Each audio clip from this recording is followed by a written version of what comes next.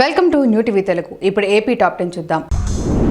కుప్పం మండలంలోని గడిగచ్చినేపల్లి గ్రామంలో నిర్వహించిన పశు వైద్య శిబిరాన్ని పశు వైద్య రాష్ట్ర సంచాలకులు డాక్టర్ దామోదర్ నాయుడు సందర్శించారు. పశువులకు రోగాలు రాకుండా తీసుకోవాల్సిన జాగ్రత్తలపై పాడి రైతులకు ఆయన అవగాహన కల్పించారు. అనంతరం పశువులకు గాలికుంట రాకుండా టీకాలు వేశారు. పశు వైద్య శాఖ సిబ్బంది పాల్గొన్నారు.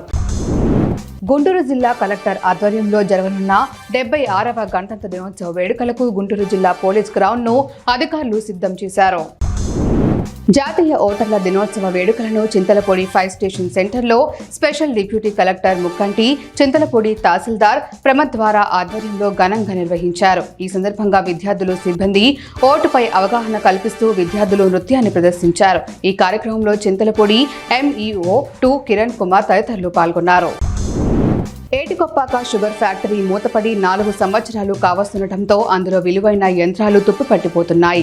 సహకార రంగంలో దేశంలోని మొదటిసారిగా ఈ ఫ్యాక్టరీని స్థాపించారు. ఫ్యాక్టరీ మూతపడటంతో ప్రత్యామ్నాయంగా ఇంధనాల్ ప్లాంట్ ను ఫ్యాక్టరీలో ఏర్పాటు చేస్తే పలువురికి ఉపాధి లభిస్తుందని స్థానికులు విజ్ఞప్తి చేస్తున్నారు. ఆ దిశగా ప్రయత్నాలు చేయాలని పలువురు హోంమంత్రి అనితను కోరుతున్నారు. తిరుమలలో తన్నీర ముద ఉత్సవం వేడుకగా జరిగింది. ఉత్సవంలో భక్తులు పాల్గొని కర్పూర నీరాజనాలు అందించారు. అధ్యయనోత్సవాలలో భాగంగా తిరుమలలో తన్నీర ముద ఉత్సవం నిర్వహించడం ఆనవాయితీకి వచ్చింది. ఈ నేపథ్యంలో శ్రీ వైష్ణవి భక్తగ్రేసరుడు శ్రీ వెంకటేశ్వరుని సేవలో తన జీవితాన్ని అర్పించిన మహనీయుడైన శ్రీ తిరుమల నంబి స్మృత్యర్థం ప్రతి ఏడాది నిర్వహించే తన్నీర ముదు ఉత్సవం తిరుమలలో ఘనంగా జరిగింది. పెదనందిపాడు మండలం ఉప్పలపాడు గ్రామంలో జరిగిన పొగాకు పంట ఉత్పత్తులపై అవగాహన కార్యక్రమంలో టొబాకో బోర్డు ఈడీ అడ్డంకి శ్రీధర్ పాల్గొన్నారు. గుంటూరు జిల్లా ప్రతిపాడు నియోజకవర్గంలోని పెదనందిపాడు మండలంలోని ఉప్పలపాడు గ్రామంలోని పెంటేల హరి నారాయణ బర్నీల వద్ద పొగాకు పంటపై మండలంలోని రైతులకు అవగాహన సదస్సు నిర్వహించారు. ఈ కార్యక్రమంలో ముఖ్య అతిథిగా executive director of tobacco board అడ్డంకి శ్రీధర్ బాబు ఏఎస్ఐ పాల్గొన్నారు.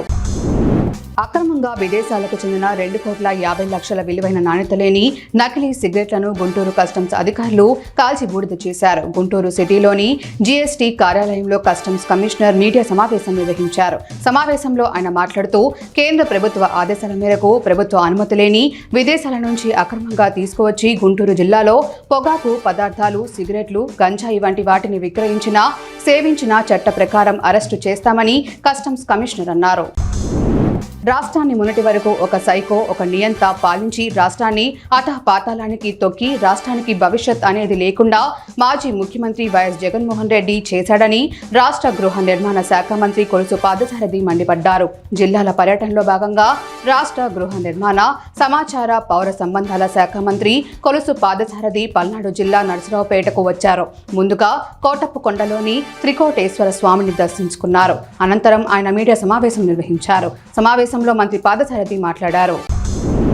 ఓటు హక్కుతో సమర్థ పాలకులను ఎన్నుకోవాలని కాకినాడ జిల్లా జాయింట్ కలెక్టర్ రాహుల్ మీనా పిలుపునిచ్చారు. సమర్థవంతమైన పాలకులను ఓటు హక్కు వినియోగించుకోవాలని జిల్లా జాయింట్ కలెక్టర్ రాహుల్ మీనా అన్నారు. 17వ జాతీయ ఓటరు దినోత్సవం సందర్భంగా కాకినాడ బానుగుడి సెంటర్లో జిల్లా రవాణా శాఖ ఆధ్వర్యంలో ఏర్పాటు చేసిన ఓటర్లు అవగాహన ర్యాలీని జిల్లా జాయింట్ కలెక్టర్ జెండా ఊపి ప్రారంభించారు. ఈ సందర్భంగా ఆయన మాట్లాడారు.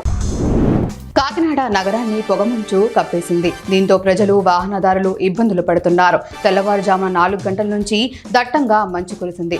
నగరంలో మంచు దుప్పటి అలుముకోవడంతో ప్రకృతి ప్రేమికులు మంచు అందాలను ఆస్వాదించారు. దట్టంగా కురిసిన పొగమంచుకు వాహనదారులు ఇబ్బందులు పడ్డారు. ఎదురెదురుగా వాహనాలు కల్పించకపోవడంతో లైట్లు వేసుకొని ప్రయాణాలు సాగిస్తున్నారు. కాకినాడ నగరంలో ఇలాంటి వాతావరణాన్ని ఎప్పుడూ చూడలేదని ప్రజలు పేర్కొన్నారు.